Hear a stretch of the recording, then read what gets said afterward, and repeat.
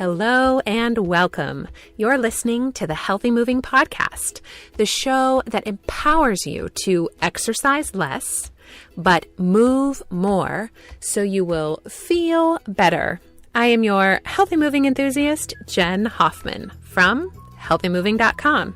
Today we're talking about investments, the whole idea that we can do something today that's going to pay dividends in the future. It's so easy to get caught up in the problems that are right in front of us.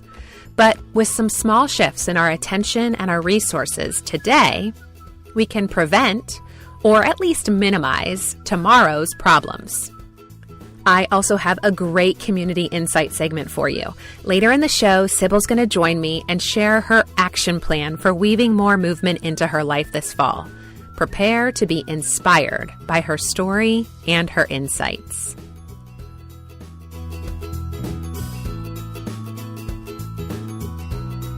I have an important question for you to consider. What are you doing today to invest in your health 5, 10, even 20, 30, 40, or 50 years from now? I know if your life is anything like mine, you can barely manage the stuff you have on your plate right now, and you don't have time to worry about your health years from now. But let me tell you a quick story about Judy. Judy's a member of my Coaching and Challenge program. After a long career in corporate America, Judy retired with plans to travel the world with her husband. A few months into retirement, they went on their first month-long trip to Italy. Amazing, right? I'm totally jealous. But Judy told me that she cried almost every night of that trip. She was in so much physical pain. Her feet hurt, her back hurt, her hips hurt. She couldn't sleep at night. She told me she wondered if she was too old to be able to travel like that, and she was afraid that she had somehow missed the boat on her opportunity to see the world, and she was feeling heartbroken. Listen, I'm not near retirement. I'm knocking on the door of my 40s, though, and I got to tell you, something about Judy's story resonated with me. I'm an older mom. If my kids wait as long as I did to have children, I might be in my late 70s or even 80s before I'm a grandma. And listen, I want to be an active, involved Nana one day. So I think a lot about making choices today that are going to support my health and wellness for decades to come. When Judy came to me about 6 months ago, what she really wanted to know was if there was anything she could begin to do right now that would help her move and walk more comfortably. I am thrilled to report I got a picture of Judy and her husband at the Great Wall of China earlier this summer with a short note. Here's what it said. Dear Jen, this is the first of many trips to come. So glad I didn't just accept the aging process. Love, your old world traveler, Judy. When I read her email, I realized something amazing. Normally, investments work this way. You sacrifice today to reap a reward in the future. You don't usually get to double dip, get a return today and a return tomorrow on your investment. Usually you have to choose.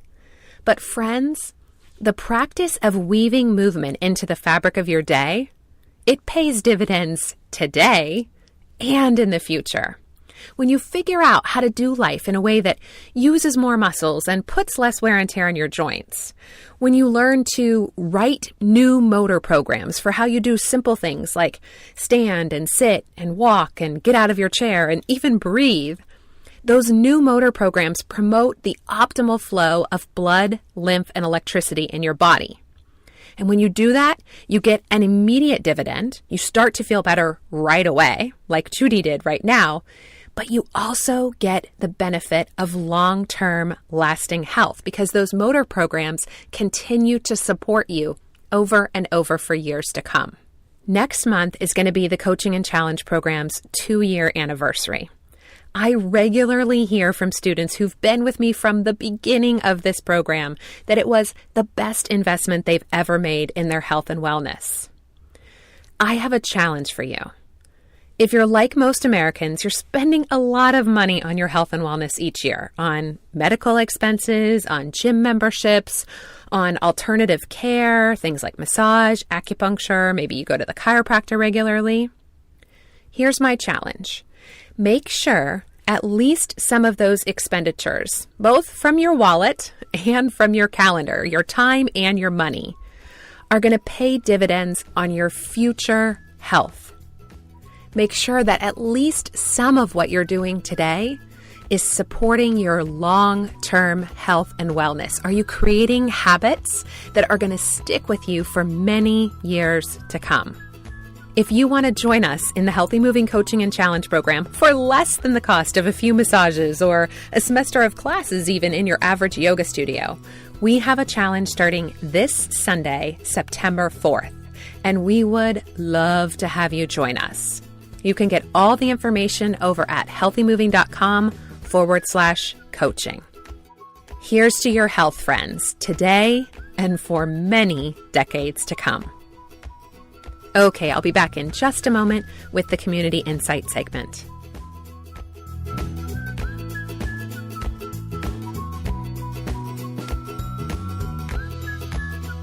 All right, I am so excited to welcome Sybil to the show. She is another member of the Healthy Moving community, and she was recently sharing in our Coaching and Challenge Program Facebook group about how she was kind of setting out a plan for creating some new healthy moving habits this fall. And I got really excited whenever I saw her plan because I knew it could help and inspire you as a listener to kind of think about how you can start some wonderful habits this fall. I know everybody thinks about January as being like the time to start new habits, but I love the fall for setting new routines. So welcome, Sybil. I'm so grateful to you for sharing your story with us. Sure thing, Jen. I'm delighted to be part of your podcast. So can you tell us a little bit about kind of what your life is like, what your day is like, how you spend your days, so we can have some context around what you're going to be trying to do this fall? Sure.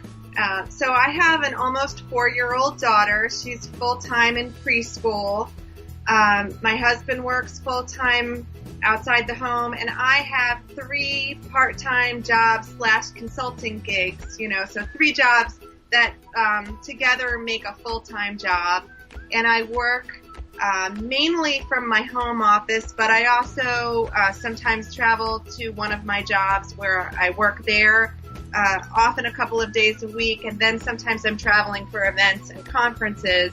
And now I'm trying to weave healthy movement into my day because I'm at the computer sort of constantly wherever I am, and I have chronic pain I've had chronic pain for 30 years now. And I've always managed it with physical therapy and yoga and exercise, but chronically struggled to make that like a routine that strengthens me and that's more preventive instead of palliative. So I'm really focused on not just breaking my chronic pain cycle, but building more strength and resilience in my body so that I feel stronger.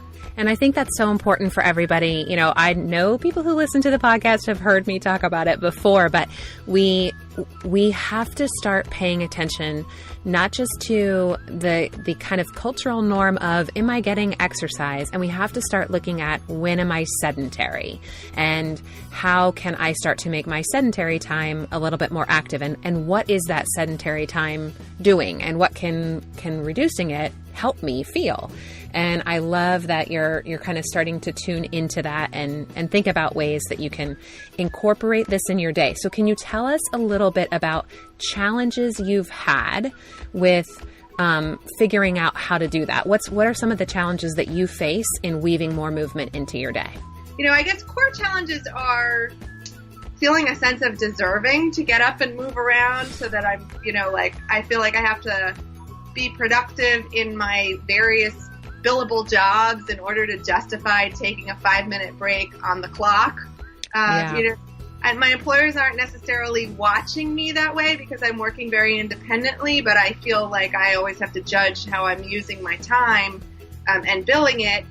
And so I'm balancing my deserving a movement break against any other personal matter I might need to do during the day, and also against my general sense of concentration and efficiency in my work on the computer. So that's one big thing. And then another big thing for me is that because I'm juggling 3 different jobs, And then whatever personal things occasionally, a doctor's appointment for my daughter or myself, or some personal thing that I need to do during work hours. I don't have a routine work flow. I mean, I have set generally hours that I set aside every day that are the same, from 8 to 4 or 7:30 to 4, Monday through Friday, that are the hours I'm working. But how each day looks is just so very variable. I think that's something so many people can relate to, Sybil, because I think gone are the days where we all went to work. We could tell in the morning what we were going to be doing throughout the day, and we kind of had this predictability. And there's pluses and minuses to that predictability. But one of the things, when we know what our day is going to flow like, well, then it might be easier to create a routine and a habit, because we're adding a routine and a habit inside of a pretty routine life. But we aren't living a routine life anymore. So many people aren't. Even whether you're working a job or whether you're at home with your kids, there's so much, as you say, variability in our schedule. And so creating a habit around kind of this ever-changing flow of our day is really tricky. What is your plan for overcoming that obstacle this fall? Sure. Well, I want to say that as mothers, I think mothers might have some experience with this from having newborns and infants, because what I learned with my daughter was, particularly with breastfeeding, but not only, also with the sleep routine, was that she might not have a consistent schedule all the time, particularly when she was really newborn. But there were routines that I needed to try and set in place. And sometimes the parameters had to move. So she didn't always go to bed on the clock at 8 o'clock, and I wasn't forcing that. But I had to sort of like create a sense of, this is the time of evening and this is the time we do these things. And I feel like my approach to this fall is going to be like, I know that every 3 to 4 hours I need to make sure that I take a concerted movement break with specific, movements, hoping to use the 30-day coaching and challenge program that's coming up in the next couple of weeks to help me just set the daily movement I'm going to try to do. And I'm just going to try to do it 3 times during my work day, spaced roughly 3 hours apart. And it only takes me 2 to 4 minutes to actually do. So I have a strong motivation for this, because having done it in the past, I felt the benefit immediately.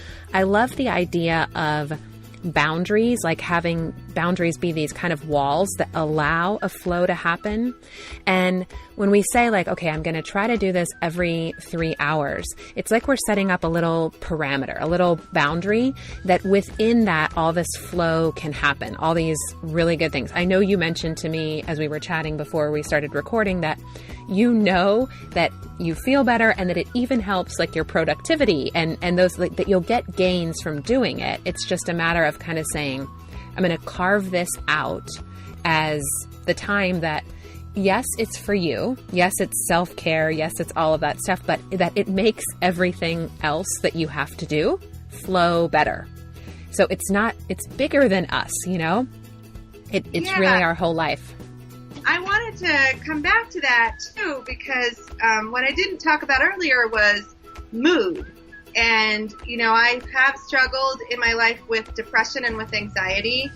And I know that movement directly helps with that. It helps with my self-esteem. It helps me just feel like I can sort of breathe better. Physiologically, but also psychologically. Yes. And studies have really borne that out, that walking is sort of like has an immediate impact on lightening one's depression and anxiety.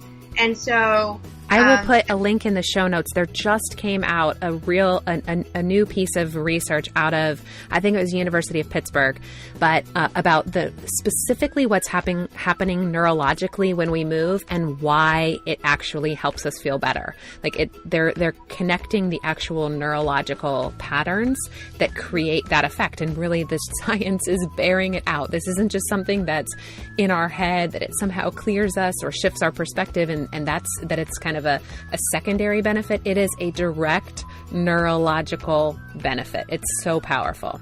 Yeah, and it definitely helps me, I think, with eating better, with avoiding sort of bingey type eating and sugar addiction. And I'm not sure if you wrote or said this somewhere, that, there's this model, I think it's in the addictions world. Am I hungry, angry, lonely, or tired? To look at your emotional needs when you're turning towards something, whether it's a substance or a habit that's not necessarily, good for you, or that you're a little dependent on. Right. So when you feel like the craving for something that you're trying to wean yourself off of, you ask yourself, am I hungry? Am I angry? Am I lonely? Am I tired? What do I really want when I have this craving? And I feel like that acronym needs to have another letter for, am I craving movement? Yes.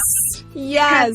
I definitely feel that now. And I feel like my desire to do your program really comes directly from that realization. Like sometimes in the day I'm like antsy, and I'm like, oh, I'm going to get up and like, what do I need to nibble on? What do I want? And I'm starting to feel like, oh, I'm just sort of like antsy because I've been like, hunched over my computer for so long, or I've been, like stressed for so long, and I just need like a little release. You have me like, I want to stand up and do a happy dance right now, because this is exactly what I'm talking about. The body has a biological need for movement, and we are so out of touch with interpreting that signal. We get the signal from the body and we think it's something else. We think, I need this bag of chips, or, whatever thing it is. We are so we've lost the connection to be able to interpret that biological request for movement. And it's so easy to get it back. We just have to start paying attention and watching. And why I'm so deliberate, why I suggest people, set the alarm and take these breaks, is that it creates the habit of checking in. It creates the habit of saying, okay, this is a brief moment in my day where I'm going to see what happens in my body when I do this. And then when you see it, you're starting to interpret the signal and know that it's really that you need movement, because you're doing the movement and you see what happens after. Okay, I got up, I did that quick thing, and now I don't want that sugar, or I don't want that thing, because I gave my body, I correctly interpreted the signal, and then I met the need. It's so powerful. It makes me feel a lot more resilient. And your free webinar the other month for women who are too busy, or people who are too busy for exercise. Yes. That actually reconnected me to more of your work. I mean, I've been using your library for shorts and breaks and the yoga classes consistently since I started working with you. But when I took that webinar, it helped me reconnect to my motivation. And I know you had some other materials around motivation before, but I think that motivating factor, like thinking about motivation, is really helpful if you are feeling depressed or overwhelmed. Yes. Or just too busy, because it helps bring you back to some place of centering and some sense of like, oh, this will help me, and it's not that hard. And you asked me in our pre-podcast conversation about poses I like, or movements I like to do, and there's so many, but Breath of Joy is a movement that helped me when I was really feeling down. And helped me like immediately connect to the sense of motion and what it can do, because it gives you a little bit of an endorphin high, like immediately after doing it. Absolutely. I call it the caffeine break, because I use it if I'm tired, if I'm down, if I feel like I want some kind of a boost. It's so great. I love that one. Yeah, and I think it's good, like if you're really, really stressed out and you just don't even know what to do next. Yes. It's a great, like it just sort of brings you some breath. Yep. Immediately. So just as a caution, when your inhale is longer than your exhale, that's invigorating. So this is not one that you would want to do right before you're ready for bed. It's not one to help kind of ease you into the nighttime. It's one for a boost. It's one when you need a little pick-me-up. It's perfect for that. Like I said, I love it. If you're feeling like you want to go for a cup of caffeine, especially in that mid-afternoon slump, skip the caffeine and try this, because the caffeine will interfere with your sleep when you do go to sleep. So the Breath of Joy is a little complicated to explain over a podcast. It's 3 parts inhale with some arm movements and then 1 big exhale. If you'd like to get a video of that exercise, head over to the show notes for episode 47 at healthymovingpodcast.com, or you can even text Healthy Moving to 33444, and I'll get you a link to the video. Okay, Sybil, thank you so very much. This has been so powerful. I know it will help a lot of people. It's going to inspire people to just take small steps within their crazy, chaotic schedules to really help feel better. Thank you so much, Sybil. Oh, thank you, Jen. Thanks for all you're doing. If you'd like to check out the free No Time Exercise Solution class that Sybil mentioned as a real turning point for her, head to healthymoving.com/free class or text No Time, all one word, NOTIME, to 33444. If you find the Healthy Moving podcast helpful, would you support the show by heading to iTunes to subscribe, rate, and review? That helps other people find the show, and I really appreciate your feedback. You can get the very simple instructions. It just takes a couple of minutes to do all of that, and you can get the instructions at healthymoving.com/iTunes. And as always, if you know someone who could benefit from this message, we'd both be grateful if you sent them a link. Until next week, friends, keep moving.